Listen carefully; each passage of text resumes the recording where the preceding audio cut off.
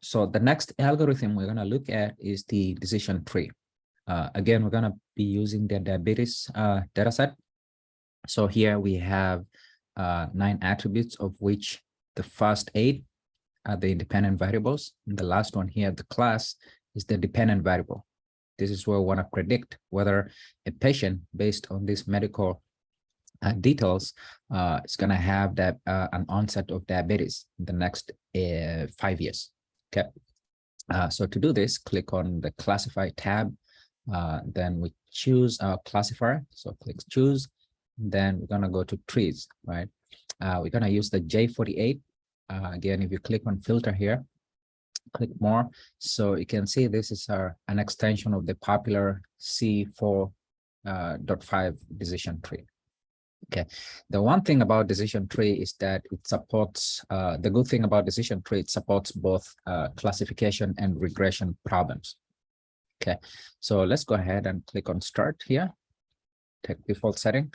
Right on, you can see it kind of just constructs a tree based on the features or attributes that have the best ability to predict the onset of diabetes. So you can see here started with plasma.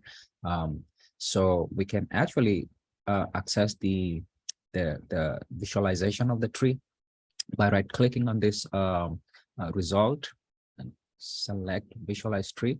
Let me just again here, what you can do here, we can right click here and fit to screen. And then you can see here how this decision tree kind of works, right? So it determined that plasma will be the root node and kind of just splits those attributes. So if it's greater than 127, it's placed to the next node. We call this nodes, right? And you can see how the decision keeps going.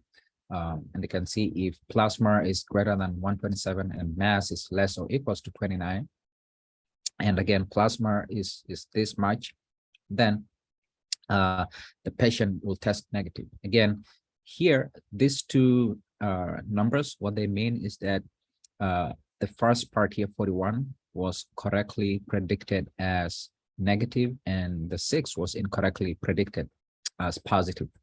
Okay, so this is the misclassification. So where we have, so for example, like here, we call this a pure leaf, right?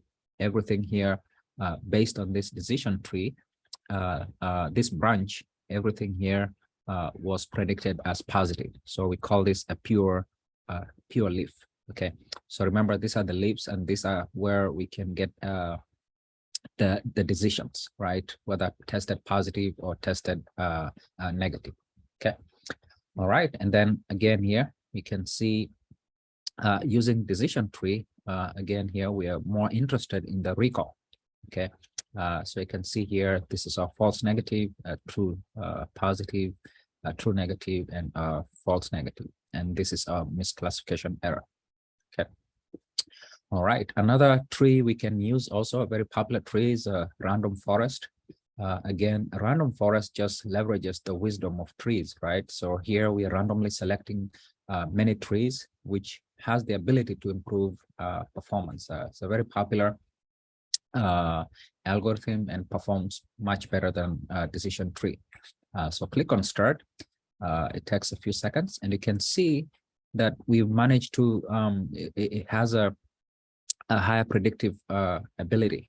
You can see here, we've reduced this to 82 compared to decision tree, which was 93. And we can also see that the recall here slightly went up, 0.83% there, and this was 81%. Again, this is the power of decision tree. Yeah, so in our next video, we're gonna look at naive Bayes, which is another popular classification algorithm.